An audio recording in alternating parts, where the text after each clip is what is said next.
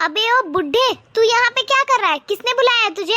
ये बिल्कुल ठीक कह रही है। तेरा यहाँ पर कोई काम नहीं है, समझा? निकल जा यहाँ से। और यहाँ पर ना फैमिली मेंबर्स को बुलाया गया था, तुम जैसे नौकरों को नहीं। अपना ये झोला उठा और चलता बन यहाँ से, चल निकल। रुकिए, आपको कहीं जाने की जरूरत नहीं है। इनको मैंने यहाँ पर बुलाया है क्योंकि मेरी अंगूठी चोरी हो गई है। और जिस दिन मेरी अंगूठी चोरी हुई थी उस दिन तुम चारों के अलावा घर में कोई नहीं था। क्या मैं जान सकती हूँ कि मेरी अंगूठी किसने चोरी की है? देखा मम्मी, मुझे तो पहले से ही शक था इस बुड्ढे पे। मैंने तो पहले ही आपको चेतावनी दी थी कि ऐसे नौकरों को नौकरी पे रखो ही मत, पर फिर भी आपने इसे नौकरी पे रख लिया। अब देख लो नतीजा, चुरा ली ना इसने आपकी डायमंड की अंगूठी। हाँ माँ, प्रीति बिल्कुल सही कह रही है। शक्ल देखो इनकी, चोरों वाली है। कर दी ना इन्होंने चोरी, अब भगाओ इन्हें यहाँ से।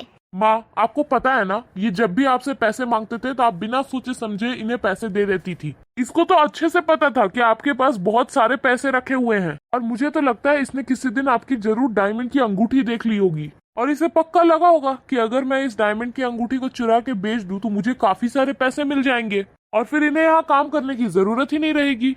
तो बस मुझे तो यही लगता है कि पक्का इसी आदमी ने अंगूठी चुराई है।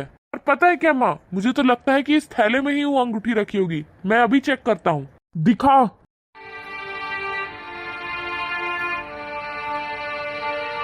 माँ, ये देखो, यही है ना? माँ सोच क्या रहे हो? अंगूठी आपके सामने मिली है, इसके बैग में। चोर तो आपके सामने ही है। करो माँ पुलिस को फोन। हाँ माँ, पुलिस को बुलाओ ना। अब तो आपके सामने सच्चाई आ गई है। सच कहा तुम लोगों ने, पुलिस को तो बुलाना ही पड़ेगा। और जिसने भी चोरी की है उसे तो जरूर पुलिस लेकर ही जाएगी। और मुझे अच्छे से पता है कि चोर कौन है, क्योंकि जिस दुकान पर तुम तीन नालायक अंगूठी बेचने गए थे ना, उस दुकानदार का फोन आया था मेरे पास, क्योंकि वो तुम्हारे पापा का दोस्त है।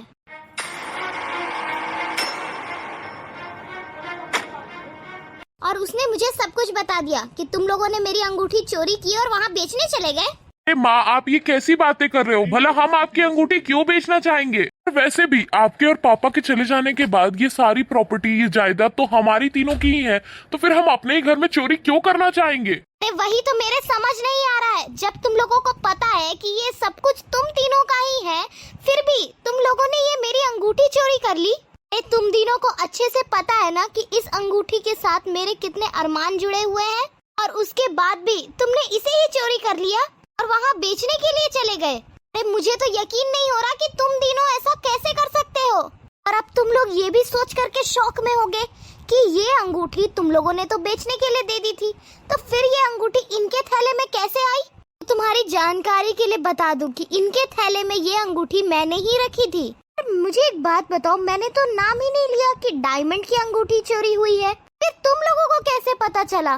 क्योंकि तुम लोगों ने ही मेरी डायमंड की अंगूठी चोरी की थी, इसीलिए तुम लोगों ने डायमंड की अंगूठी का ही नाम लिया। अरे तुम तीनों को शर्म आनी चाहिए, ये सब कुछ तुम्हारा ही है। और ये सब कुछ देखने के बाद मुझे बिल्कुल नहीं लगता कि तुम तीनों मेरे जायदाद के लायक हो, इसीलिए मैं तुम तीनों को अपनी जायदाद से बेदखल करती हूँ। तीनों के तीनों अब भी के अभी निकल जाओ मेरे घर से। अम्मी देखो, आप अपनी जगह बिल्कुल ठीक हो, लेकिन मैं सच सच बताती हूँ, इसमें मेरी कोई गलती नहीं है। मुझे ये सब करने का कोई शौक नहीं था। मुझे तो भैया ने कहा था ये सब कुछ करने के लिए, इसलिए मैंने ये किया था। प्लीज मम्मी मुझे माफ कर दीजिए। माँ देखो, मुझसे गलती हो गई। मैंने सोचा था कि मैं ये अंगूठी बेच दूंगा और बहुत सारे पैसे ले आऊंगा और इसमें हम तीनों बांट लेंगे। माँ प्लीज, गलती हो गई, माफ कर दो माँ। चुप करो तुम, मुझे तुझसे कोई बात नहीं करनी। और तुम क्या छोटी बच्ची हो कि इनके बातों में आ गई? अरे बड़ी हो गई हो तुम, समझदार हो, अपने अच्छे बुरे का फैसला खुद ले सकती हो, लेकिन फिर भी तुम इन लोगों की बातों में आ गई। प्रीति, मुझे तुमसे ये उम्मीद बिल्कुल नहीं थी। और देख, तूने गलती की है तो इन लोगों के साथ तुझे भी सजा मिलेगी, इसीलिए मैं तुम तीनों का मनहूस चेहरा नहीं देखना चाहती। अभी के अभी निकल जाओ मेरे घर से। और मम्मी हम कहाँ जाएंगे? मैंने कहा ना, निकल जाओ यहाँ से।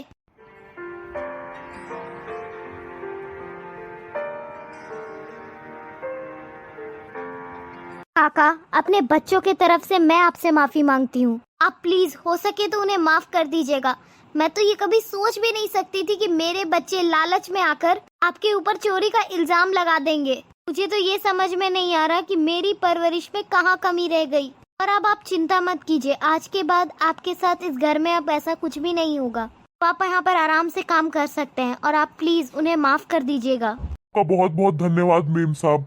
मैं चोर नहीं, पूरी ईमानदारी से काम करता हूँ। आपका बहुत बहुत धन्यवाद मेम साहब। Guys, for more such videos, do like and subscribe the channel and share these videos and shorts with your friends and family.